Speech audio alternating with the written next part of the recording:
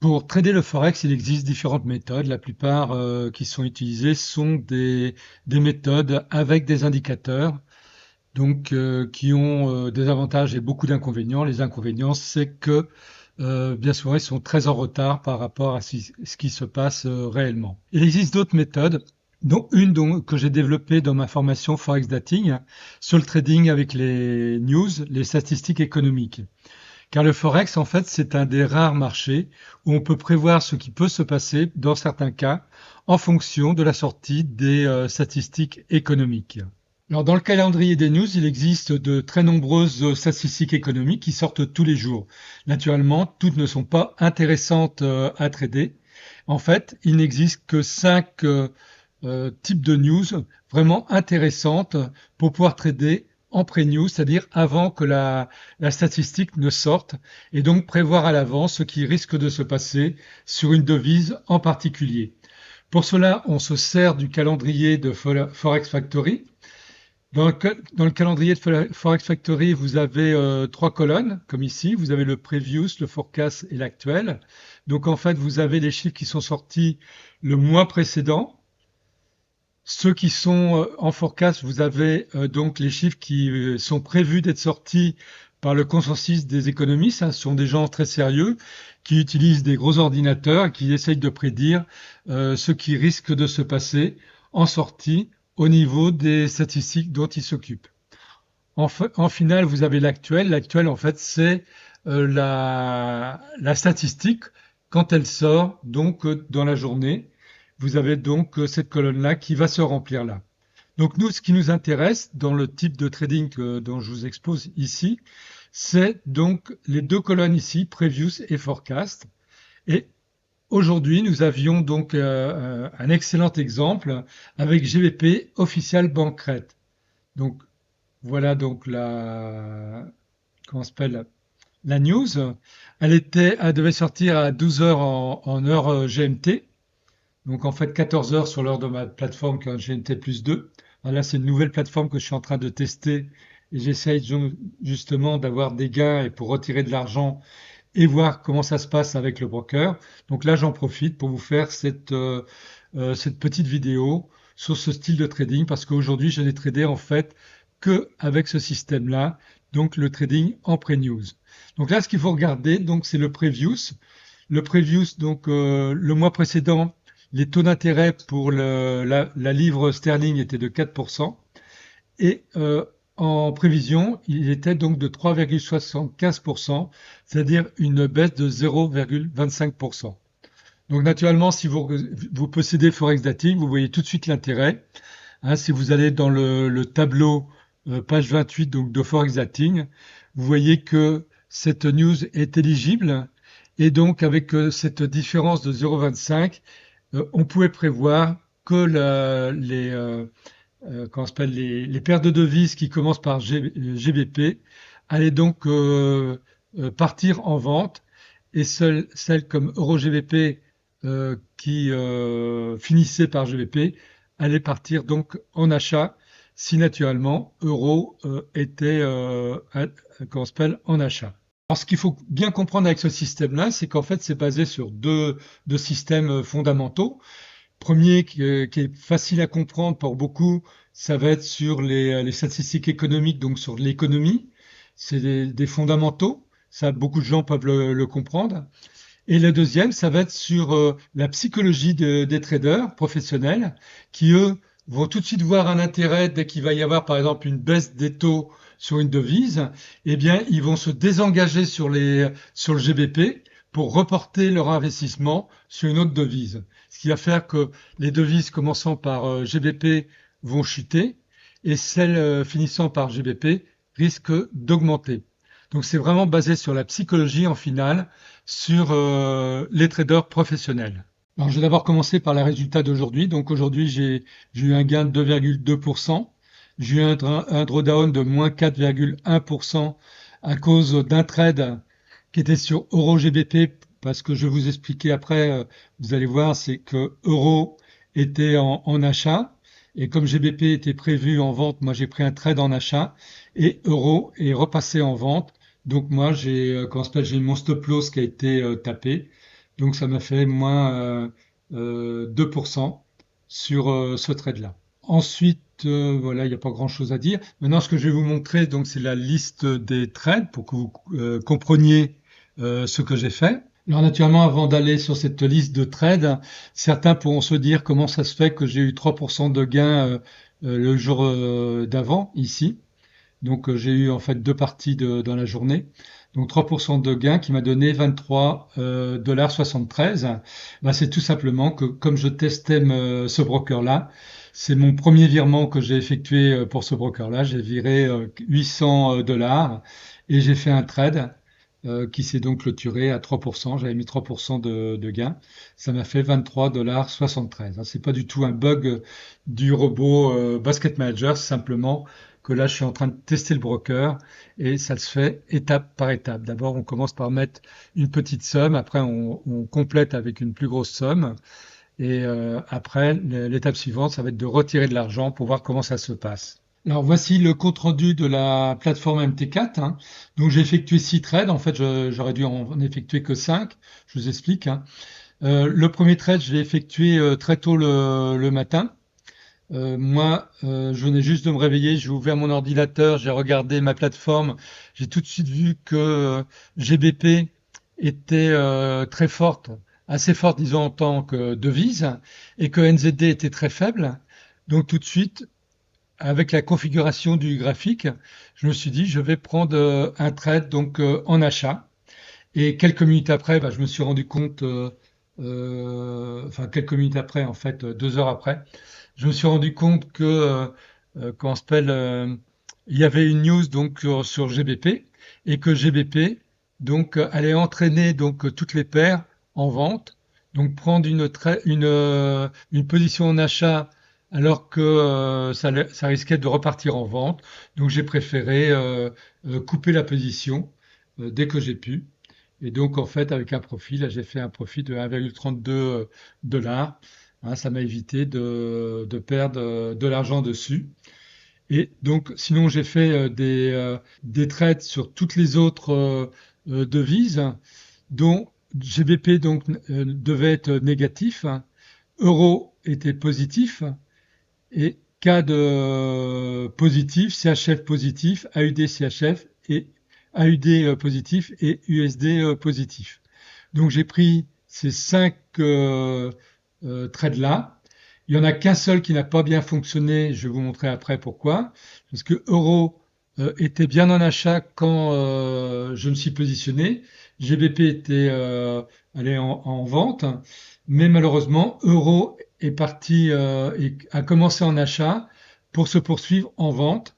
Donc ensuite, donc il y a eu un retournement de tendance sur la euro GBP et ça m'a fait clôturer donc mon trade avec mon stop loss et ça m'a fait donc une perte de 2% sur comment s'appelle ce trade là parce que naturellement je m'étais protégé, on ne sait jamais ce qui peut arriver et je vous conseille toujours de vous protéger parce que même quand on est persuadé que ça va bien se passer comme avec les news, eh bien il peut y avoir un impondérable comme il y a eu aujourd'hui avec la paire euro GBP.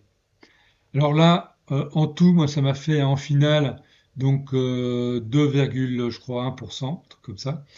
Euh, Profit factor, j'ai eu 2,01%, 2,01 en profit factor. Je vous rappelle que le profit factor, c'est la somme des gains, donc grosse profit que vous avez là, 205,63, sur la somme des pertes que vous avez là, c'est-à-dire 102,27. Et donc, il y a 2,01 fois plus de gains que de pertes. Donc là, à partir du moment où c'est plus de 1, 1,5, moi je trouve ça très bien. 2, c'est pas mal.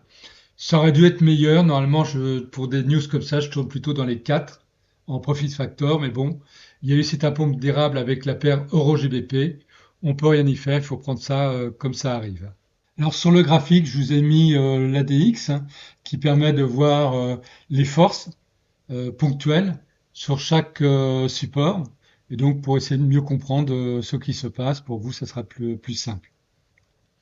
Alors, j'ai commencé donc par le premier trade qui était sur GBP-NZD. Je vous rappelle que GBP-NZD, c'est un trade que j'ai pris donc en achat, buy, hein, alors, et que j'ai dû donc clôturer rapidement de façon à me désengager sur cette paire-là, puisque je partais en achat alors que GBP devait perdre de la force.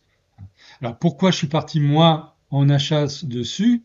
Parce que j'avais pas vu le calendrier de Forex Factory, donc je n'avais pas remarqué qu'il y avait une news intéressante ce jour-là. Vous voyez, vous aviez trois bougies comme ça en achat. Ici, vous avez la force des acheteurs, donc on était ici à cette bougie-là. Vous voyez, il y avait le plus DI, donc qui partait vraiment, qui s'écartait fortement, et moins DI qui partait vers le bas. Donc là, moi, quand c'était ici, j'ai pris comment ça s'appelle, un trade, donc qui a été initialisé ici au niveau de cette bougie-là, et je l'ai donc clôturé dès que j'ai pu, comment ça s'appelle, dès que les cours sont remontés. Hein, donc il y a eu les cours qui sont descendus, hop, et ça a remonté, et ça s'est donc clôturé par là, hein, ici. Donc ça, c'était pour le premier trade. Vous voyez que après les cours ont continué un petit peu à monter, et après, comme prévu, comme j'avais prévu, donc c'est reparti en vente. Là, j'ai tracé une ligne verticale à l'heure où devait sortir la news. Donc, il fallait absolument que je sois sorti de la position avant cette ligne verticale-là. Donc là, naturellement, j'aurais pu prendre un trade en vente sur GBPZD, mais je ne l'ai pas fait parce que j'avais suffisamment de trades en cours pour pouvoir faire mes 2 et quelques pourcents tranquillement. Donc aujourd'hui, donc ce jour du 18 décembre. Alors le deuxième trade était beaucoup plus tard, donc il était pris ici, voilà, ici, voilà, ici à ce niveau-là. Donc vous voyez que la force des vendeurs était déjà était déjà beaucoup plus forte que la force des acheteurs. Donc là, il n'y avait plus tellement de risques. Et donc tout était clôturé avec Basket Manager. Vous voyez, il y avait 2 et quelques pourcents. Et donc tout était clôturé en même temps, donc à 11h23 alors que la news était à 14 heures. Mais de toute façon, quand vous faites des trades comme ça, il faut vraiment positionner une ligne verticale quelque part pour vraiment l'avoir visuellement devant vous, pour savoir qu'il faut impérativement clôturer vos trades avant donc la sortie de la news, parce que là vous voyez que la sortie de la news, eh bien les cours sont repartis en achat très fortement. Et là, ça aurait pu me coûter très cher si jamais j'étais pas sorti avant. Donc là, ça c'est un trade qui a rapporté 68 dollars 48. Donc c'est un des bons trades. Et vous voyez en plus que au niveau de au niveau de l'ADX, eh bien l'ADX montait bien. Donc il y avait vraiment une tendance qui était vraiment partie en vente au moment où j'ai pris ce trade donc sur GBP CAD. Donc trade très facile et qui rapporte, vous voyez, après c'est le cumul de l'ensemble des trades qui fait que, eh bien, vous gagnez 2 à 3% facilement comme ça sur une opération comme celle d'aujourd'hui. Alors le trade suivant c'était sur GBP CHF. Vous voyez que les configurations graphiques sont exactement les mêmes. Là le trade a démarré ici, clôturé donc ici, toujours pareil à 11h23 au même moment. Hein. J'aurais pu gagner un peu plus là-dessus, mais vous voyez, c'est toujours risqué. Il vaut mieux avoir ses limites. Alors, quand j'ai pris le trade, ici, vous voyez que comment s'appelle, la force des vendeurs était supérieure à la force des acheteurs. Mais ensuite, il y a eu un petit cafouillage encore. Et après, les cours sont redescendus. Là, c'est remonté, c'est redescendu. Et c'est à ce moment-là donc que le trade s'est clôturé. Et donc lui, il aura rapporté 16,99, environ 17 US dollars. Bon, c'était pas le meilleur des trades, mais il était dans l'ensemble des trades qui a permis donc de finir ce basket tel que je le désirais. Alors le trade suivant, c'est le trade qui m'a fait perdre de 98,80 US dollars, donc 2% du capital, en gros. C'est un trade qui a été initialisé donc ici. C'est un trade en achat. C'était sur Euro GBP. Donc Euro était assez fortement acheteur et GBP passait vendeur. Donc, moi, je pensais que ce EuroGBP allait naturellement monter et partir en achat. Donc, vous voyez, quand j'étais ici, donc on était là, nous avions la force des acheteurs qui repartaient vraiment vers le haut et la force des vendeurs qui repartaient vers le bas. Donc, pour moi, c'était bon. Même si la DX n'était pas valable, hein. Naturellement, j'aurais pu attendre que la DX soit correcte, mais étant donné que c'était une trade de news, moi j'ai voulu anticiper donc sur ce qui allait se passer, et malheureusement, ça s'est pas passé comme je l'ai escompté. Le euro qui était positif est passé négatif, et donc mon stop loss a été tapé 2 heures et quelques plus tard. Donc ici, ça a donc clôturé tout l'ensemble de ce trade-là. Alors le trade suivant en vente, naturellement, c'était sur GBP AUD. Donc GBP AUD, c'est un trade, je crois, qui est démarré par là, quelque part. Voilà, ici. Et qui s'est terminé donc ici avec l'ensemble des autres trades. Alors ce qu'il faut voir, c'est que quand on était ici, vous voyez que moins DI, donc la force des vendeurs était partie vraiment fortement vers le haut, alors que la force des acheteurs, elle déclinait complètement. Donc là, il y avait rien à dire. C'était, il y avait vraiment pas beaucoup de problèmes, hein. S'il n'y avait pas eu ce fameux trade avec EuroGBP, c'était vraiment une très très très bonne journée, puisqu'il aurait pu se passer beaucoup plus rapidement en fait.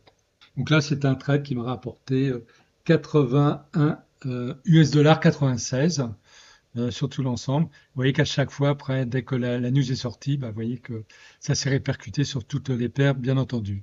Alors, le trade sur GBP USD, c'était le dernier trade. C'est un trade que j'ai pris tardivement. J'ai pris à 11h03 et le tout a été clôturé à 11h23, je vous le rappelle. Pourquoi? Parce que j'ai vu que euh, GBP, donc USD, vous voyez qu'au départ, c'était plutôt incertain. Donc là, j'avais pas pris de trade en vente. Et puis, d'un coup, ça s'est accéléré. Donc, j'ai pris un trade en vente et qui a été clôturé vraiment dans les 23 minutes, 20 minutes plus tard, et qui m'a fait quand même rapporter 44 US dollars 28. Donc c'était un trade à prendre, hein, même s'il n'a pas duré longtemps, mais ça suffit justement pour finaliser donc l'ensemble de mon basket, hein. Je rappelle que le trading en basket, c'est une mutualisation des risques, c'est-à-dire qu'on a un objectif commun qui est défini en pourcentage ou en monnaie. Et quand ce pourcentage ou ce gain est atteint, eh bien tous les trades sont clôturés automatiquement par comment- mon robot Basket Manager. Alors juste pour finir, hein, voilà, le trading des news, vous voyez, c'est quelque chose de très différent du trading avec tout un tas d'indicateurs pour savoir ce qui va se passer ou pas.